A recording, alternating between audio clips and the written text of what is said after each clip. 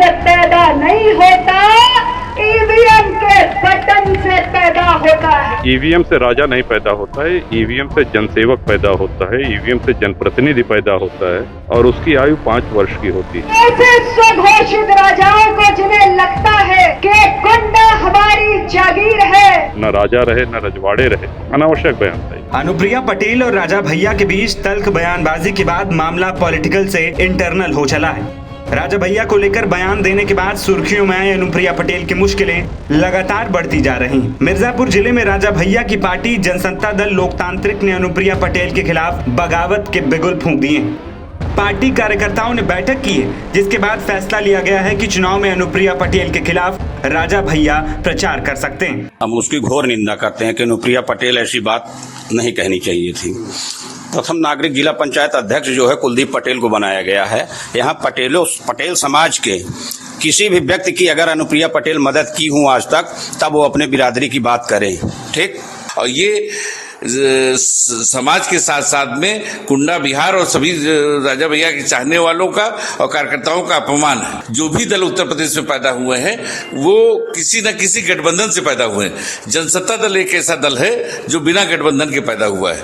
बिना, आप देख लीजिए कि इसके पहले कोई अपना दल का एमएलए नहीं हुआ, कोई एमपी नहीं हुआ। आज भाजपा से अलग हो जाए, अकेले एमएलए नहीं जीत सकते हैं।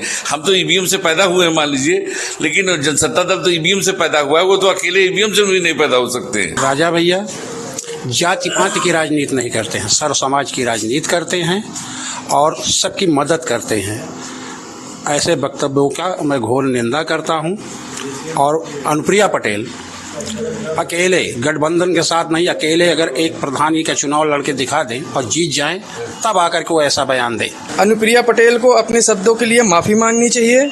इनकी हम लोग घोर निंदा करते हैं और ऐसे कथाकथित नेत्री को ये बताना चाहते हैं कि आपके पिताजी को इलाहाबाद के अंदर 208 हड्डियों में 108 हड्डी तोड़ने का काम भाजपा के कार्यकर्ताओं ने किया था। उसको भूल गई हैं वो, अपने पिताजी का बदला नहीं ले पाई, तो समाज के साथ क्या खड़ी हों। मिर्जापुर लोकसभा सीट से अनुप्रिया पटेल चुनाव लड़ रही। उनके खिलाफ प्रचार के लिए जनसत्ता दल लोकतांत्रिक से जुड़े बड़े नेता भी मिर्जापुर में डेरा जमाएंगे। वहीं खुद राजा भैया भी इनके खिलाफ चुनाव प्रचार प्रसार करते भी नजर आ सकते हैं। अगर ऐसा हुआ तो क्षत्रिय वोट बैंक में बंटवारा होना तय। प्रतापगढ़ में चुनाव प्रचार के दौरान अनुप्रिया पटेल ने राजा भैया पर निशाना साधते हुए कह दिया था, राजा रानी के पेट से नहीं बल्कि ईवीएम से पैदा होते हैं। स्वघोषित राजाओं को जिन्हें लगता है कि गुंडा हमारी जागीर है, उनके भ्रम को तोड़ने का अब आपके पास एक बहुत बड़ा सुनहरा अवसर आ चुका है।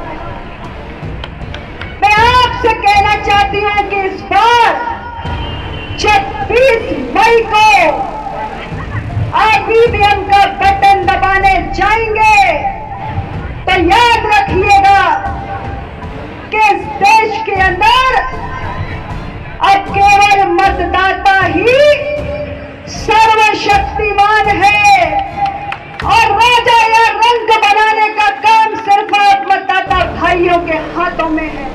ये बयान खूब वायरल हुआ था, जिसके बाद उनके समर्थक नाराज हो गए थे और सोमवार को वोटिंग करने के बाद राजा भैया ने भी अनुप्रिया पटेल पर पलटवार करते हुए बयान को अनावश्यक बता दिया था। वो बयान अनावश्यक था, उसकी कोई आवश्यकता नहीं थी देने की। और ईवीएम से राजा नहीं पैदा होता है, ईवीएम से जनसेवक पैदा होता है, ईवीएम से जनप्रतिनिधि पैदा होता है और उसकी आयु 5 वर्ष की होती है।